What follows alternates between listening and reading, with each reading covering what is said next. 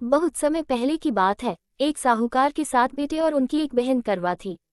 सभी सातों भाई अपनी बहन से बहुत प्यार करते थे, यहाँ तक कि वे पहले उसे खाना खिलाते और बाद में स्वयं खाते थे।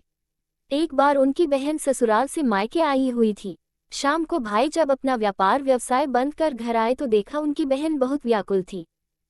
सभी भाई खाना खाने बैठे और अपनी बहन से भी खाने का आग्रह करने लगे, लेकिन बहन ने बताया कि उसका आज करवा चौथ का निर्जल व्रत है और वह खाना सिर्फ चंद्रमा को देखकर उसे अर्घ्य देकर ही खा सकती है।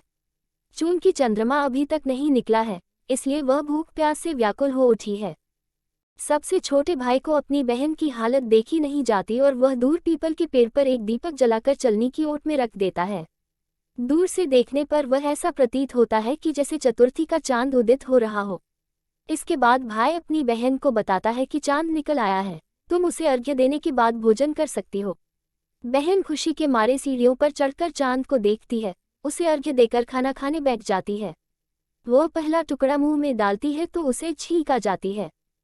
दूसरा टुकड़ा डालती है तो उसमें बाल निकल आता है और जैसे ही तीसरा टुकड़ा मुंह में डालने की कोशिश करती है तो उसके पति की मृत्यु का समाचार उसे मिलता है। वो बौखला जाती है। उसकी भाभी उसे सच्चाई से अवगत कराती है कि उसके साथ ऐसा क्यों हुआ। करवा चौथ का व्रत गलत तरीके से टूटने के कारण देवता उससे नाराज हो गए हैं और उन्होंने ऐसा किया है। सच्चाई जानने के बाद करवा निश्चय करती है कि वह अपने पति का अंतिम संस्कार नहीं होने देगी और अपने सतीत्व से उन्हें पुनर्जीवन दिलाकर रहेगी।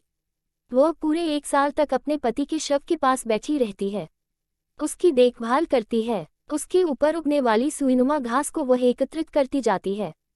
1 साल बाद फिर करवा चौथ का दिन आता है। उसकी सभी भाभियां करवा चौथ का व्रत रखती हैं। जब भाभियां उससे आशीर्वाद लेने आती हैं तो वह प्रत्येक भाभी से यम सुई ले लो, पेय सुई दे दो, मुझे भी अपनी जैसी सुहागिन बना दो, ऐसा आग्रह करती है।